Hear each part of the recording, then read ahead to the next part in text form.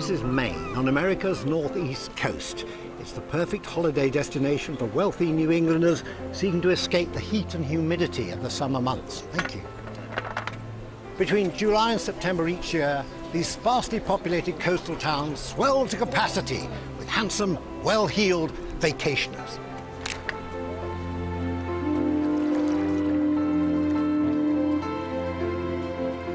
But there's another side to Maine, one where people graft hard for a living, on land and sea, a rural, rugged existence which fed the penetrating gaze of artist Andrew Wyeth and fueled his long and extraordinary career.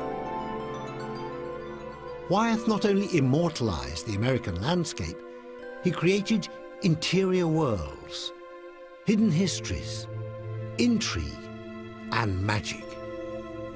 His unflinching vision didn't always please the art world, but it captured the hearts and minds of the American people.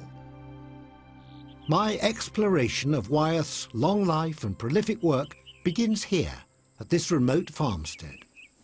It was this rural side of Maine that in 1948 inspired Andrew Wyeth to paint his masterpiece, a work that became an icon of American art and a painting which has puzzled and intrigued me from the first time I saw it. Wyeth's most famous painting was named after its subject, a woman he once described as a wounded gull. The painting was called Christina's World.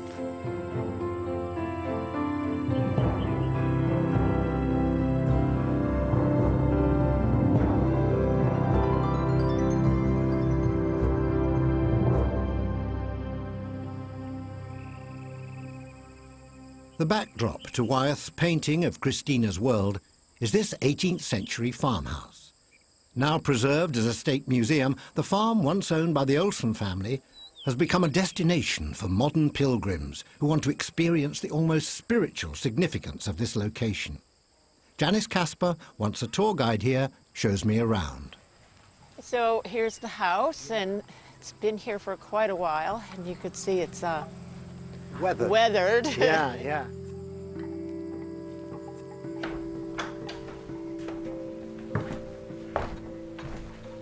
When Andrew Wyeth first started to paint here during his family summer holidays in the 1940s, the farm was owned and run by Alvaro Olsen and his unmarried sister, Christina. They lived without electricity into the 1950s. They collected rainwater off the roof, was their water supply, and they lived off the land. Yeah. So I want to show you something in this hallway. Yeah. And if we scoot down, yeah, this is Christina's refrigerator. So that when I slide it open, yes, and if you can feel how cold it is, and you can see the shelves. Yeah. Yeah. Yes. And it's also a way to get down to check the cisterns. Simple technology. Yes. Yeah. Alvaro and Christina's hand-to-mouth existence on the farm was not the only challenge they faced. When Christina was a little girl, her mother noticed that she fell a lot. And then as she got older, it got progressively worse. Her legs got weaker. And then by the time, I think that she was in her 40s, she pretty much lost the use of her legs. And she was one of these tough, proud, stubborn women who refused to use cane or crutches or a wheelchair. She was going to get around on her own ability. And in this house, I understand she would hitch herself around in a chair, or she would crawl. And outside she crawled.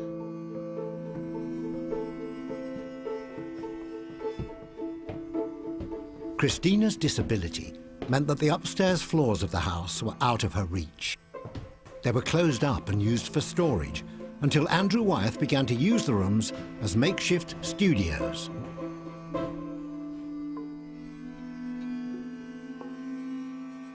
There's one painting he made from up here, which for me really captures the essence of the place.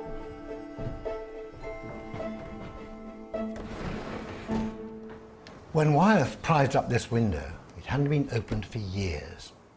Such was his attention to detail that he waited for 2 months for the wind to change in the right direction before completing the painting. It was also from up here that he first saw Christina dragging herself through the grass, like, as he put it, a crab on a New England shore.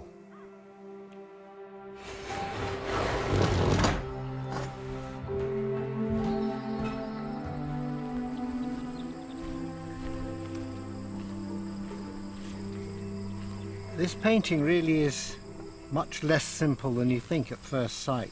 I mean, I remember when I first saw it, I thought that the figure in the foreground was a young girl, and we know that Christina here was in her mid-50s and she was a paraplegic, and that's the way she moved through the grass. You know, when you understand it's not a purely realistic picture, he's trying to express something through this picture, you have to try and work out what it is he's expressing. And from what I can see here is Christina looking up at the farm, which she can never get away from. And there's something there, sort of almost, she's almost trapped. It's almost like she won't get away, despite this vast open space, despite all the potential of it. There's something quite dark going on there. So is she trying to get away or is she trying to get back? I don't know, it's a puzzle. It raises so many questions. Although Christina was an important muse for Wyeth, he also painted scenes in and around the Olsen farm for more than 30 summers, producing over 300 distinctive works. When Christina Olsen died in 1968, it closed an important chapter in Wyeth's career. But by far the largest portion of his work was created in a very different landscape, 500 miles south of here.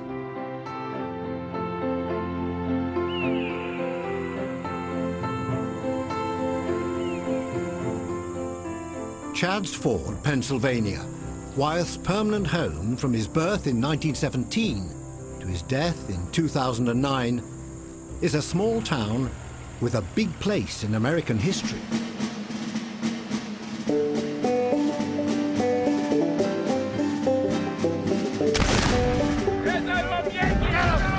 These meadows by the Brandywine River were once battlefields. Almost 223 years ago to the day, British and American soldiers fought each other here in the War of Independence, or the Great Revolutionary War, as the Brandywine reenactors prefer to call it.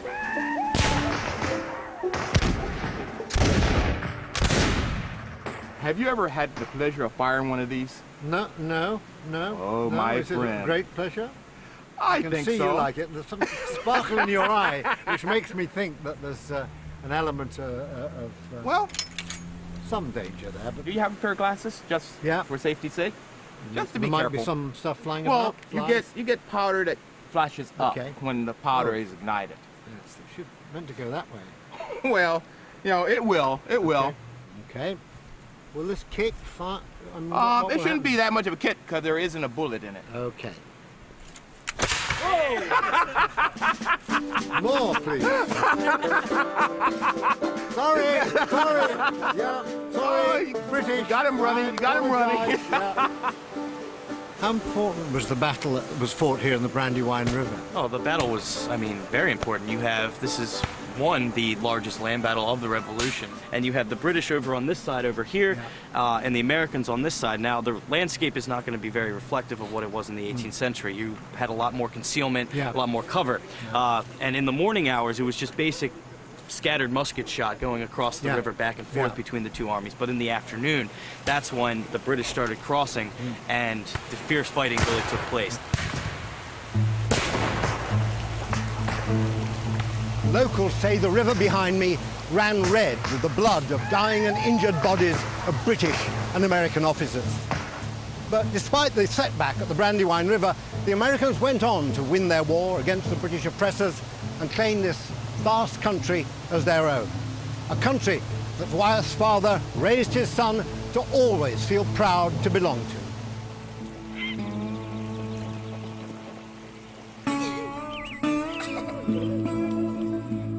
Andrew Wyeth was born into a wealthy artistic family of Swiss-German origin.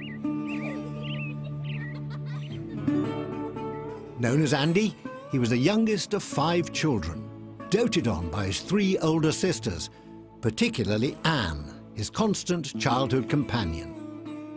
So what was it like, you know, for your mother and Andrew, who were sort of 2 years apart. Growing up in this house, what was their relationship? How did they get on? Well, they were wonderful friends. Of course, they slept in the same bed. They played together. And as children, they did everything together in the beginning. I mean, at some point, they drew. There were always paper. But they played up in these woods. They dressed up. They played Robin Hood. They played knights. They did all the things that Grandpa was painting.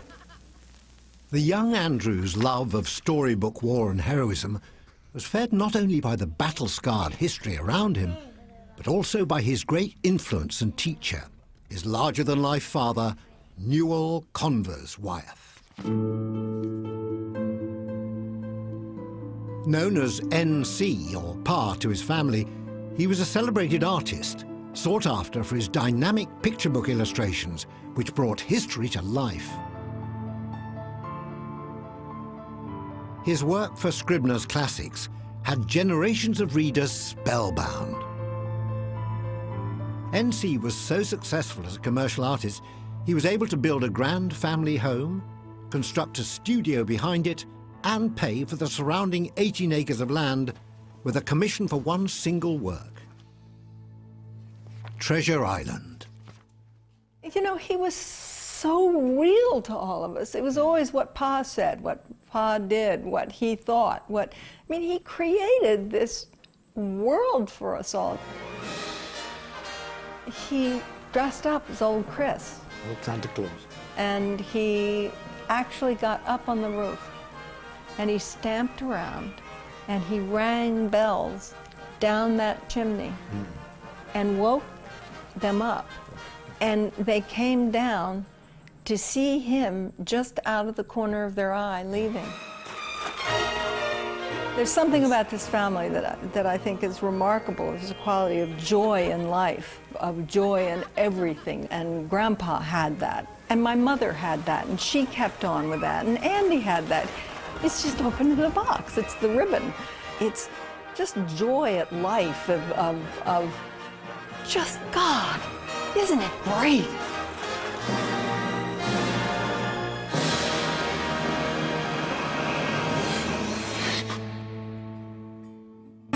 Andy's childhood was exciting and idyllic, but also dogged by ill health, recurring chest infections, and a problem with his hip, which affected him throughout his life. But neither of them seemed to temper his inquisitive nature and boisterous creative energy. And so he was kind of an enfant terrible in a way, you know. I mean, he was allowed, you know, he was precocious and he was not denied anything.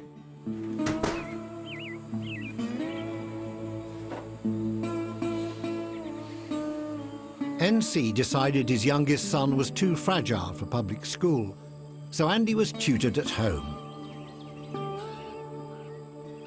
He was free to roam around his father's studio, where epic scenes of American heroism were being conjured up with the help of period costumes and historical regalia.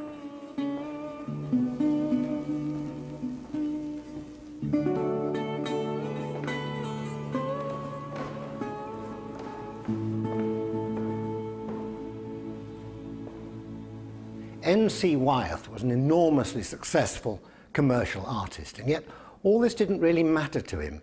He was determined to shape his gifted young son into the kind of fine art painter that he himself had never really become.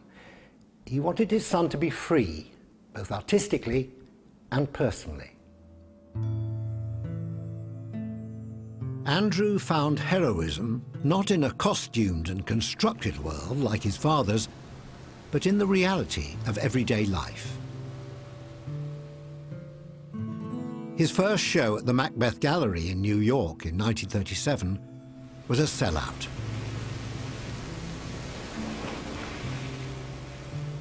So impressed was his father that he proclaimed that his son Andrew was on the right track to reach the pinnacle of American art.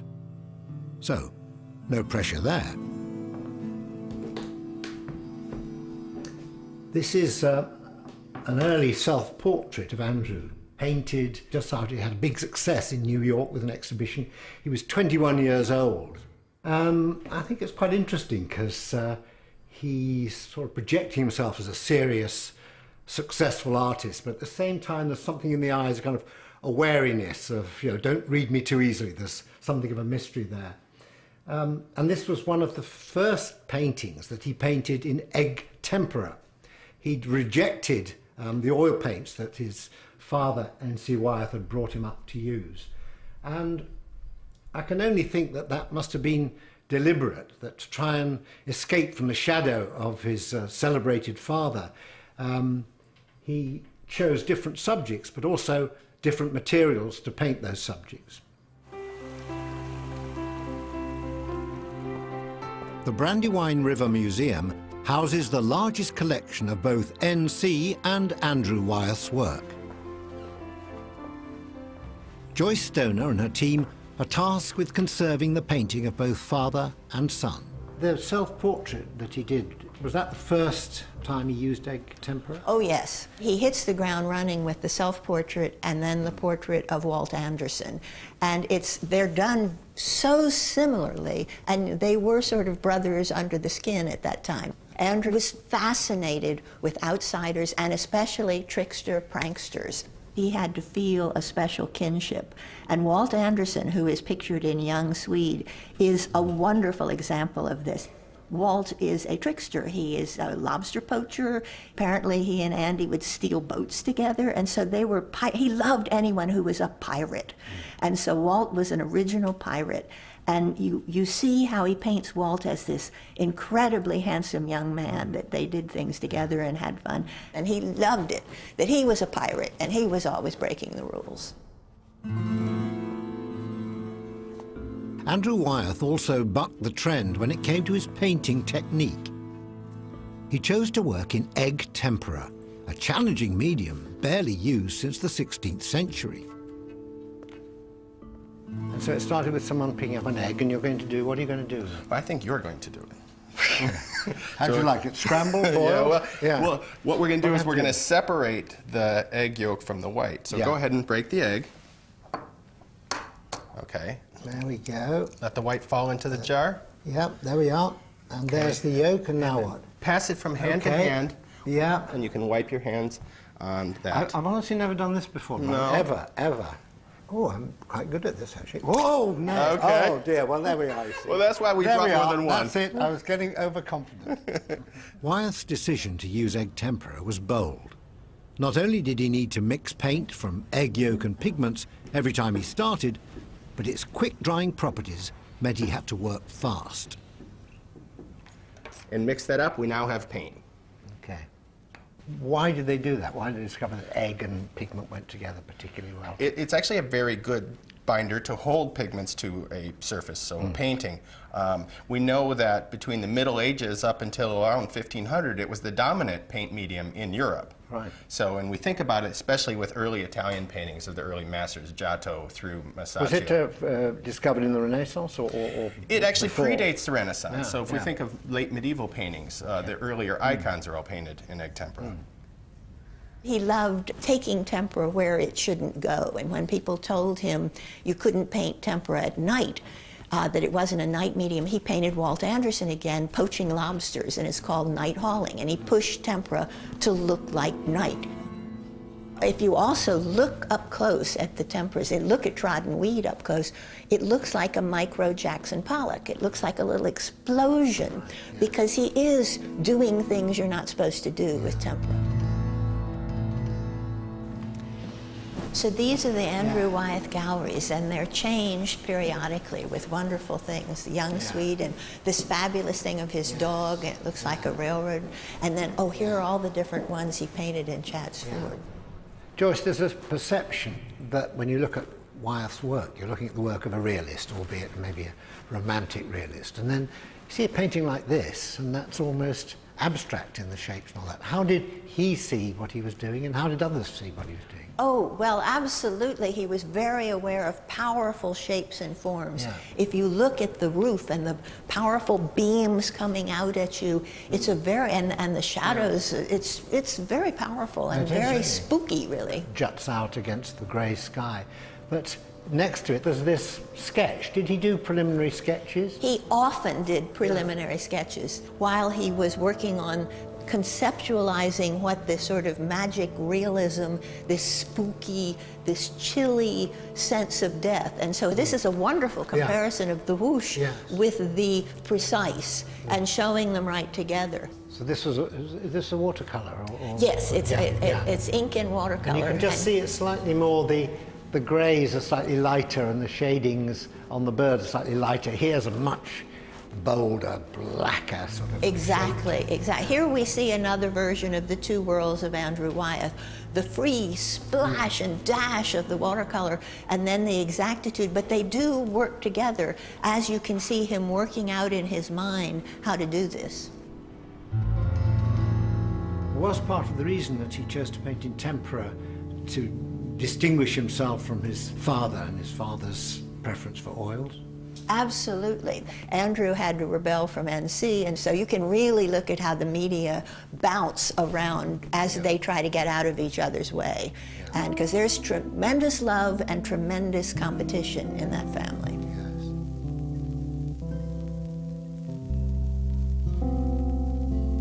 It was not just Andrew Wyeth's unique painting style which helped him break away from his father's often overbearing influence.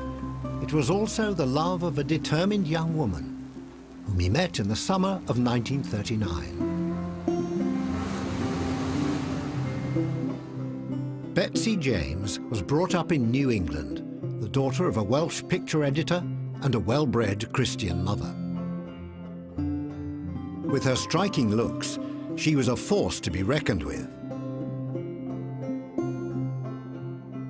Despite NC's objections, Andrew, not one to pussyfoot around, proposed to Betsy within weeks of meeting her.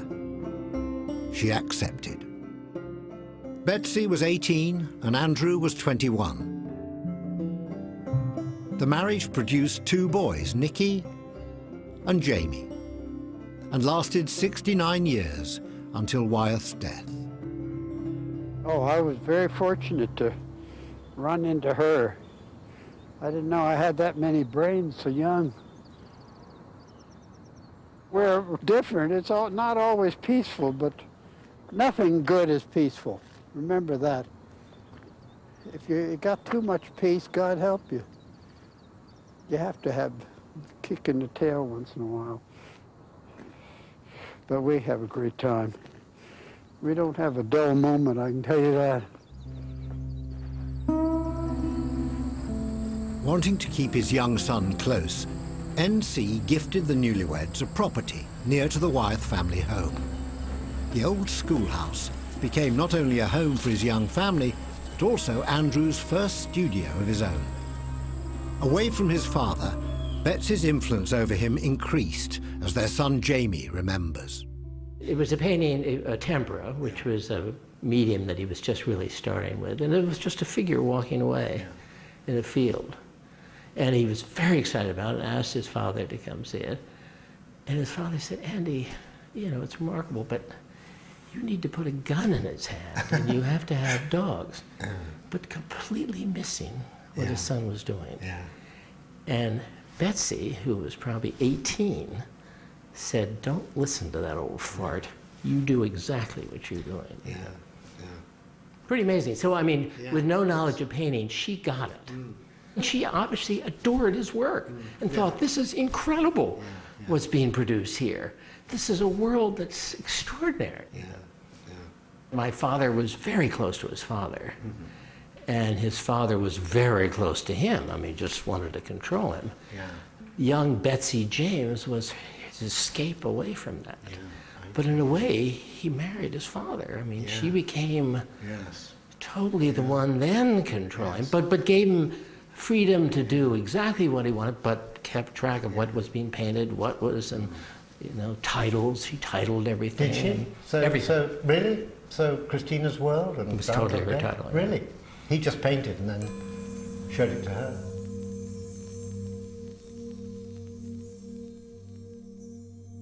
Betsy took every opportunity to promote her husband's work. Before long, the marriage evolved into a business partnership, where the boundaries between family and work began to blur. Well, I mean, it wasn't that my father was going to work putting a tie on and whatnot. No. It was just he would wander in from the breakfast table, and we would wander in as children, lying on the floor here doing drawing. But it was just, this was our house. Yeah. And when you see some of these drawings here, do they bring back memories? Do you know what they're all about? Yes, when he was working, he would have drawings tacked all over the wall, all over the floor. As you see, their footprints, dog prints, stepping on them. I mean, he was to be completely immersed in what he was doing, totally forgetting time. And in fact, he was a wild painter. I mean, water was thrown, paint was all over the floor. He liked accidents. Really? Really? Yeah, that's interesting. And then it all gets filtered and down then to rather control the final product. Starts to be distilled. Yeah, that's interesting, yeah. He's a very peculiar painter, Andrew Wyeth. I mean, it's this funny, airless, crystalline world, particularly in the temperas. And it was a very strange, peculiar world, which I think makes his work extraordinary. Yeah. You know?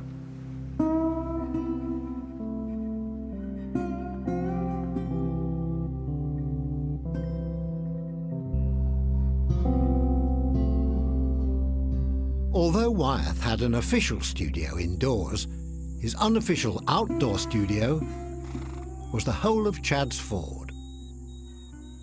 Andrew Wyeth painted uninterrupted for almost 7 full decades, one of the longest careers of any artist. What he painted here at Chad's Ford was confined to just a few square miles.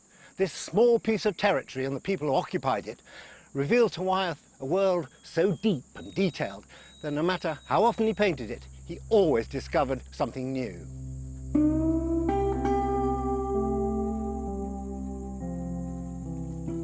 But there was one location within Chad's Ford which would become more important to him than any other. At the Kerner farm, Wyeth would produce hundreds of sketches and paintings over a period of 70 years.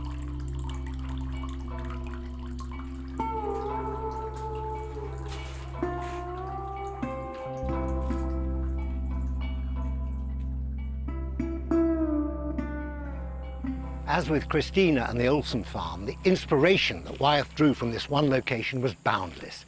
He started painting it when he was 15 and stopped the year before he died. He was fascinated not just by the farm and the landscape around it, but also by the Kerner family who lived here. Enigmatic outsiders, German immigrants. He was fascinated by their connection with the Teutonic old world of his ancestors.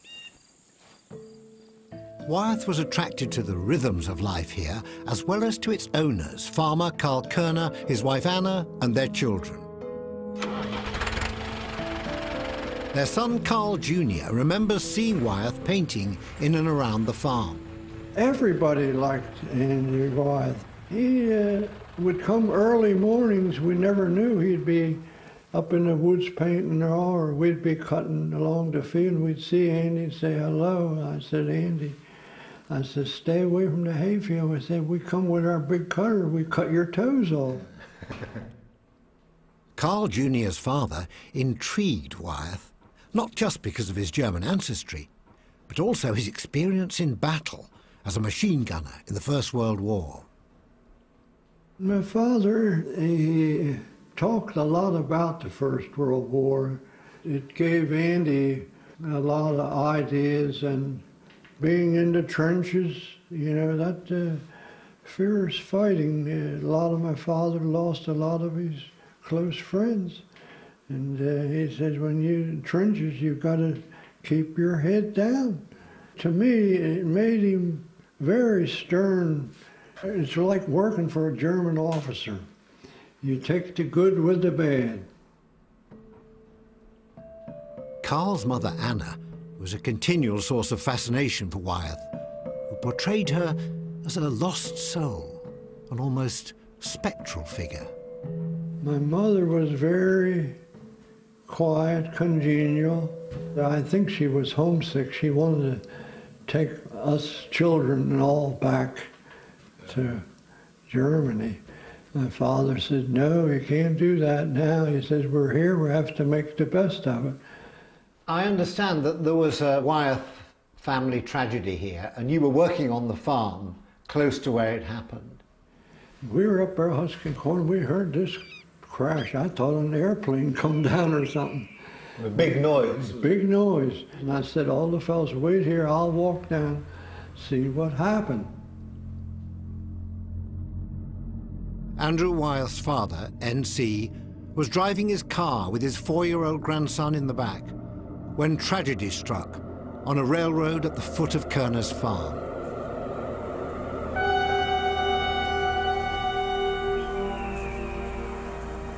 N.C. Wyeth and his young grandson were killed outright when the car in which they were travelling was hit by a train on this railway line in October 1945.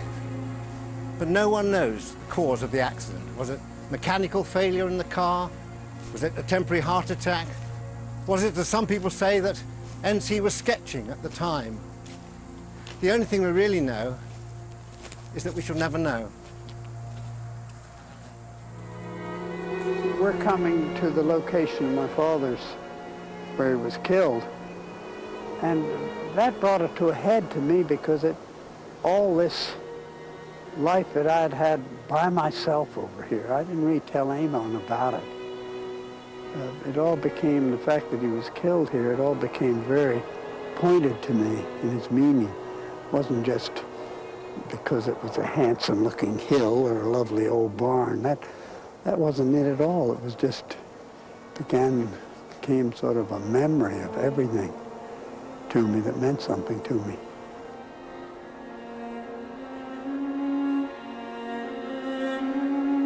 So it all made this whole place very poignant to me. Not just a farm, but a certain truth. It gave me a reason to paint. Up to that point I was painting, but I think I was painting pictures, and then there became a real reason, an urge to do something.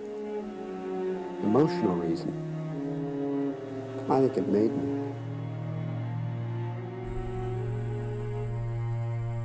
N.C.'s accident was not the only tragedy Wyeth would associate with Kerner's farm. When Carl Kerner was diagnosed with cancer in the early 1970s, Wyeth charted his slow decline from warrior to wasted body, the shadow of his own father's death always present. Something else had been happening at Kerner's farm during the years Wyeth was charting Carl's fading health. It all started when Andrew met the woman brought in to care for the sick farmer. On hot summer afternoons, she took to resting in the upstairs attic, which Wyeth had begun to use as one of his temporary studios. She was Prussian, like the Kerners, a German immigrant. She was married with children in her mid-30s. Her name was Helga Tesdorf. Andrew started to paint her, sleeping, waking, thinking, dressed and undressed. But for 15 years he hid away every painting he produced, not just from the outside world, but also from his wife and business partner, Betsy. Helga became the catalyst for one of the greatest scandals in American art history, and one of its best-kept secrets.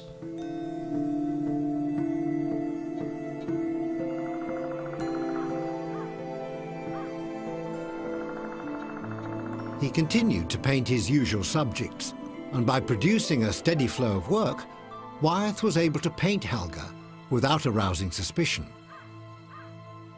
But the concealment couldn't last.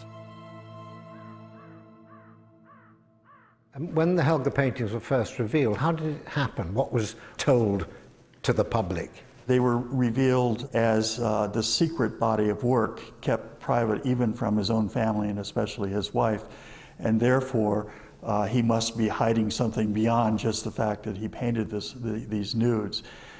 That was sort of the subtext of almost everything that was written at the time, that he had betrayed his wife Betsy in some way. Betsy Wyeth had been the driving force behind an extremely successful business, producing reproductions of her husband's work for sale to the general public. But it was not popular with everyone. Most of the critics took potshots based on reproductions they had seen or works that were in public collections, which weren't that many. I mean, aside from Christina's World at the Museum of Modern Art, there weren't that many hanging in museums around the country for a variety of reasons. Yeah. And I think for New York critics in particular, they were just dumbfounded by an artist who would paint farms and fishermen. I think that aspect of his work is part and parcel of what critics see as the sort of nostalgia of looking back at earlier periods of time. Frankly, Edward Hopper did the same thing. He wasn't a real fan of cities. He was kind of lamenting the loss of farms and rural life. And there is that heritage that is very deep-seated and embedded in sort of the American psyche, I think, in some ways. However controversial Wyeth's output was amongst the critics, it didn't stop the 250 works that make up the Helga cycle being sold almost immediately. They went to a single collector for what was reportedly around $6 million. The national scandal had only helped push up the price. You know, Andy had his own reasons for what he did, and I think part of it was in the nature of a surprise for the world, but also for his wife. He wanted to prove in his own way that he was capable of this rather, in those days, and in his mind, a body of work that was going to raise some eyebrows. He wanted to go deeper. He wanted to build on that early success, but he was trying to get at certain aspects of the human condition that were, and are, you know, important to him. You know, change, life, death, sex, all of those things are kind of the themes that he explored throughout his work in various ways.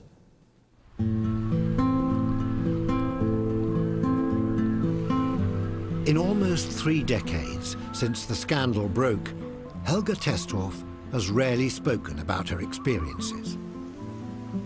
Today, she's agreed to meet me and talk about her years with Wyeth.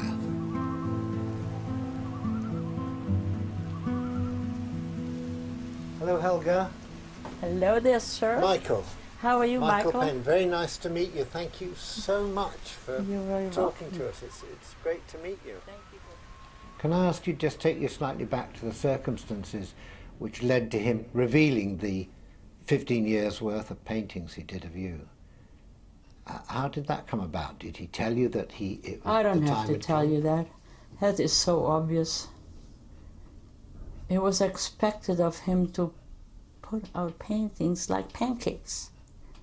And no real artist wants to be controlled of producing painting that look like postcards, one after another. So are you saying that he was going through a period when he was producing things that were sort of, what, that's an commercially dictated? You know? Yeah, okay. Sure, just like that.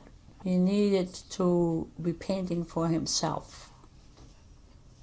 And he knew that the paintings he had done with you, he didn't have to show them to anybody. He could learn, he needed to feed himself. Not always have some critic tell him, oh, this is good, this is not good. When he was the most peaceful man, why would he argue with them? They didn't know any better. He was the best critic there was. And together we critiqued, believe me. I learned a lot. And he listened to me too. It was so important what you did for him. Was that something, a relationship that worked straight away? Painting? Yeah, or was it something that developed? I always wanted to be a model or an artist or a movie star. It was a childish dream because my mother always said, you gotta have a profession first. So the fact that he wanted you to model for him, that must have been, for you, a wonderful sort of release in a way. Yes, it was. Yes, it was. I couldn't believe it. But you know, when I do something, it's not just 100%, it's all or nothing. Roughly how many hours a day would you be? Oh my God, in the beginning we did 8 hours sometimes. 8 hours? It was long. He always said, "Are you tired yet?" I said, "No, keep on going." I guess we both knew whatever it takes. There's such a stillness in a lot of the paintings. Was that hard to Hard. get? So it's not just a question of lying on a bed and going to sleep? Yeah, it was hard. You're sore. Because you have to hold a certain position? Very sore. When the paintings he made of you were revealed and the press got hold of it, I mean... Wasn't supposed to. Was this something you were prepared for? No, of course not. Never. It wasn't supposed to be shown until after his death. He totally... Really? He totally... I think he was sort of caught in something too that had come out. And I don't know how it came out. But are you saying that he didn't want the paintings to be seen until after his death? Mm-hmm. Is that what you're saying? That was his promise to me. But Mother Nature had other plans. When the story of the Helga paintings broke in 1985, the American press bombarded Helga's family home, hounding her to speak out about a supposed affair with Andrew Wyeth. All hell broke loose, I think. All the paparazzis who were after us couldn't find me. Oh, I loved it. How did you get away? How did you get away from them? That's Was it secret? That's me, absolutely. There must have been people wagging tongues saying that you were his mistress and, you know, it was a sexual relationship. They didn't know any better. They didn't know our language. We were not talking that way. We had better things to think about. It's that you just missed the sunrise, or you just missed the light. And did you see the beautiful moon last night? Nature has all the answers. So They couldn't follow us. It wasn't a sexual relationship. It has nothing to do with it. Whatever was personal, what's that got to do with the painting if you are sitting and trying to get a certain tone, for instance? Do you know how many times you have to try? And do you know there is magic in the brush? You think he wanted anybody to watch them paint? I put it right on the line, and that's about it. There were many people who knocked at our doors. And, "Oh, can I go out painting with you? Can I watch you paint?" Certainly not. Any more than I would have you watch me making love. No. The nude is the most holy thing that you can get next to. It's a divine spirit. The soul, he paints the soul.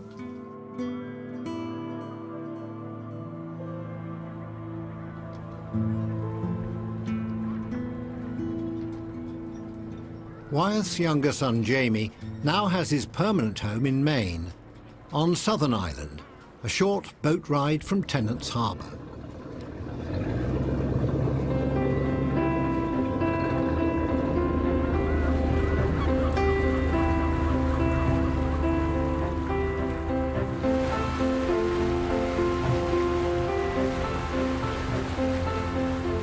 Carrying on the family tradition, Jamie Wyeth, like his father Andrew and his grandfather N.C., is a respected painter in his own right.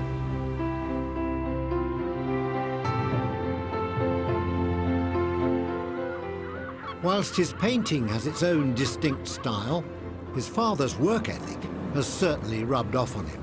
Fantastic. Jamie is clearly a man who works hard at his art. There we go. Good to see you Welcome again. to Southern Island. Yeah, thank you, thank you. Wow, it's a long way up. Thanks for sending the boat. That's the studio, but I paint in the bathroom, I paint in the trees, so I like not having a real studio. Just what takes your fancy Yes, that particular day. Yeah. Absolutely.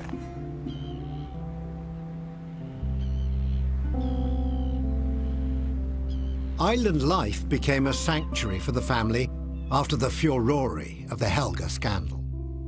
What was the reaction from the family when the Helga paintings were revealed? Or rather, what was the effect on the family? Well, I mean, it's a remarkable body of work. I think the first reaction was, my God, I mean, he produced this huge amount of work and also produced all other things at the time and all kept this sort of secret. And was your mother's immediate reaction? Well, her first reaction must have been was amazing at this body of work. And then you know, it was obviously, she felt, how could he have done this without my knowledge? I mean, she had been a real partner of he in his life and work. And of course, you couldn't get more diametric opposites than Betsy Wyeth and Helga Tesdorf. A little picture of both. Well, it was a perfect portrait of my father. I mean, he would go from his house with my mother, and that house is devoid of flowers, devoid of any artifice and whatnot. It's just the paintings on the wall, very sort of.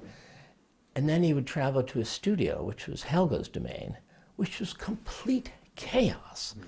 Food stacked up, magazines, books, tunnels through.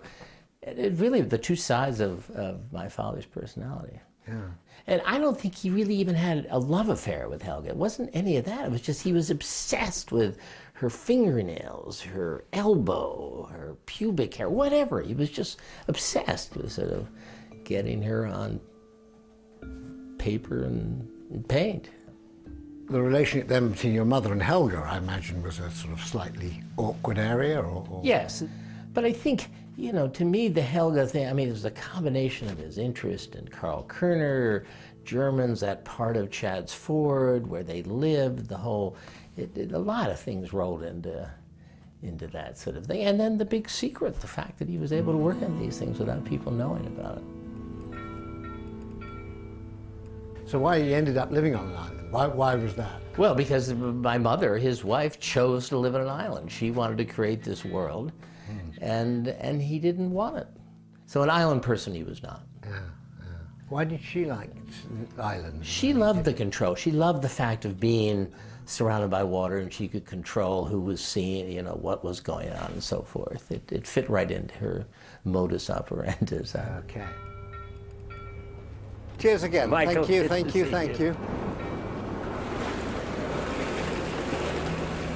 Safe travel.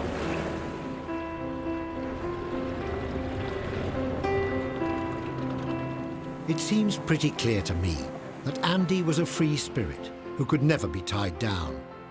After the Helga scandal was over, he continued to see his muse, now no longer a secret.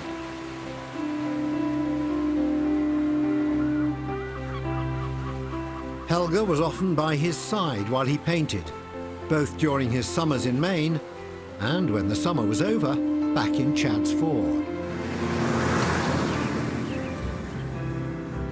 Although Andrew had painted his hometown for most of his life, he continued to find new subjects, even in his later years. In the 1990s, he transferred his attentions to local couple George and Helen Sipala.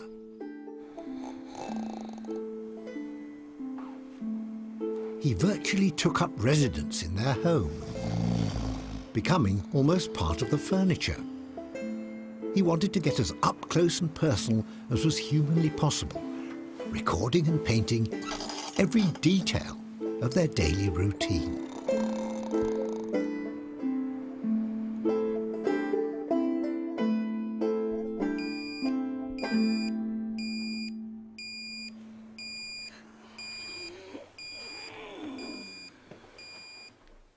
He knew where the key was, he knew how to get in, and he came when he wanted to.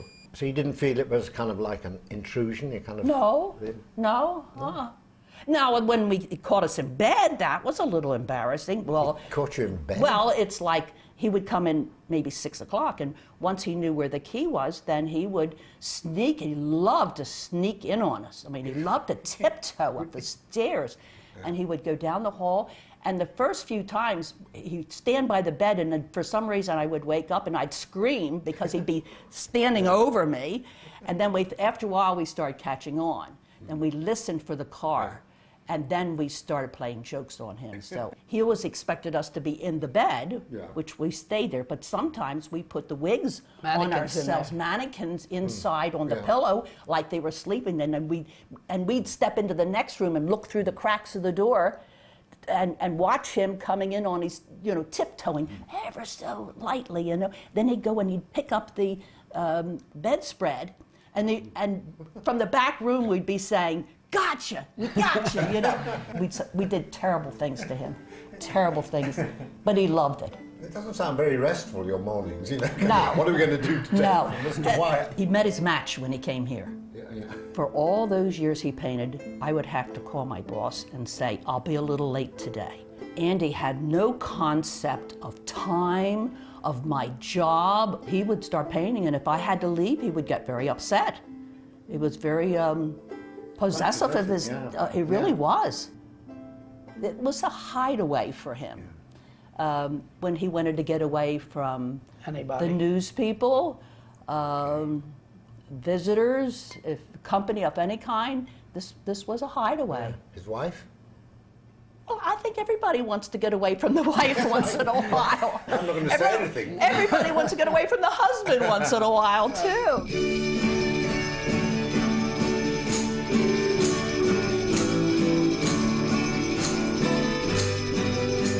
Andy made a point of having Christmas with the Sepalas. In the last 20 years of his life, he spent virtually every Christmas day with them.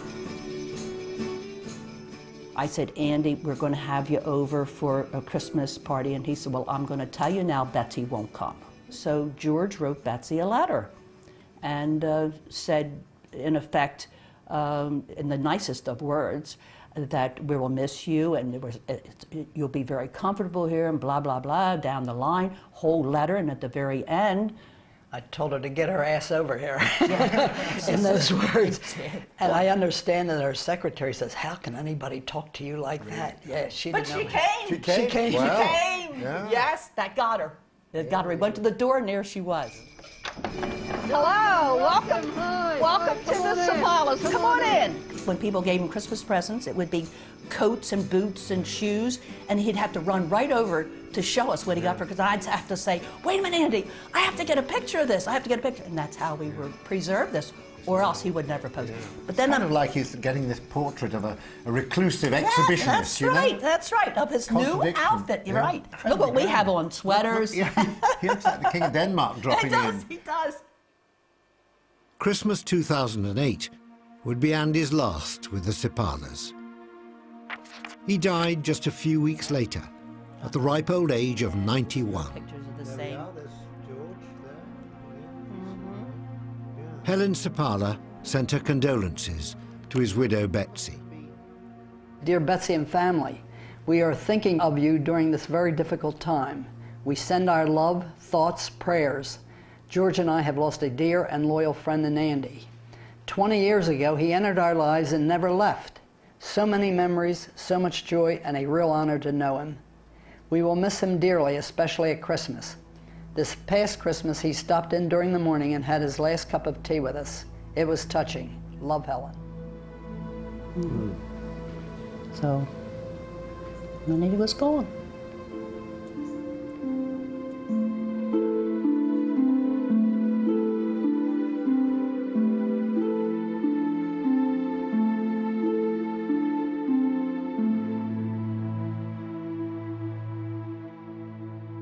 The morning after Wyeth's death, Betsy turned to the family that had made her husband famous all those years earlier.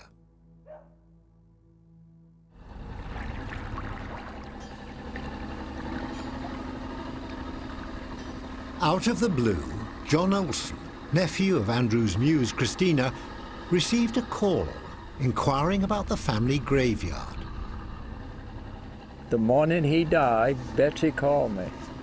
And she says, "I want you to know that Andy's passed away, and you're the first to know it." Were you surprised that he wanted to be buried alongside Christina in the family plot? Yes, I was. But she said, well,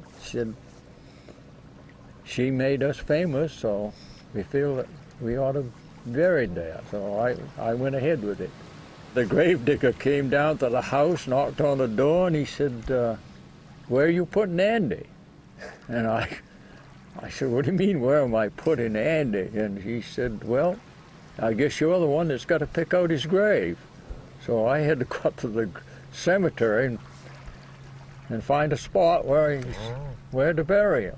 Was that a difficult thing to choose? Well, I walked around and I said, what do you do with a famous man? Yeah. What? And I mean, I'm not a famous person by no means. I'm just a common everyday person around here. And so I picked out the spot where he's buried. Yeah. Okay, so now it's ready. Bait it up. Wow. Heavy stuff. Let me just watch it. Wow. Yeah. Okay, here we go. Okay.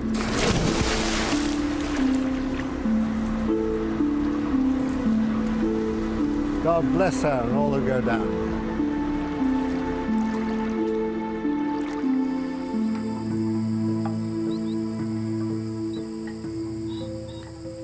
And here we have Anna Christina's grave and her brother her brother Alvaro. Yeah. And Christina's parents. It's a modest little cemetery, isn't it? It is. It's just a few families. Yeah. And here we have Andrew Wyeth's grave. Yeah, there's Andrew's. This is the newest grave in the cemetery. Nice, simple stuff. Yeah, very simple, just his name and date. Yeah, no other information. Yeah, that's the most recent. That's the most recent grave. There's almost nothing here, which I like. I think I'm more attracted as I get older by nothing. Vacancy. Light on the side of a wall, or the light on these snowdrifts and their shadows across them. It makes me go back more into my soul, I guess. But you have to save it for the right moment. It's like building up your urge for sex. If you let it peter out all the time, it's no good. But if you build it up for the right moment, it's terrific. And I find that's true with painting.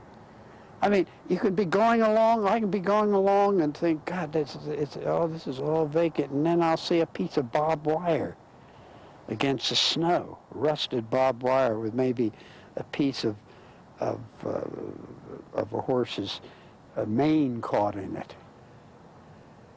And that rusty barbed wire and that horse's mane, hair, it can just go to you and get you going. After a life dedicated to art, it seems right that Andrew Wyeth's final resting place is almost at the spot where he painted Christina in front of her family home. It seemed a gesture typical of the man, that even in death he wanted to be with the people whose ordinary lives and hard struggles he depicted for so long. The more I've learned about Andrew Wyeth, the more intriguing I find him. A brilliant technician and a man of mischief, a playful prankster, disciplined enough to paint on almost every single day of his working life. An artist who created a unique world, Wyeth's world, by capturing time and time again the universal in his own backyard.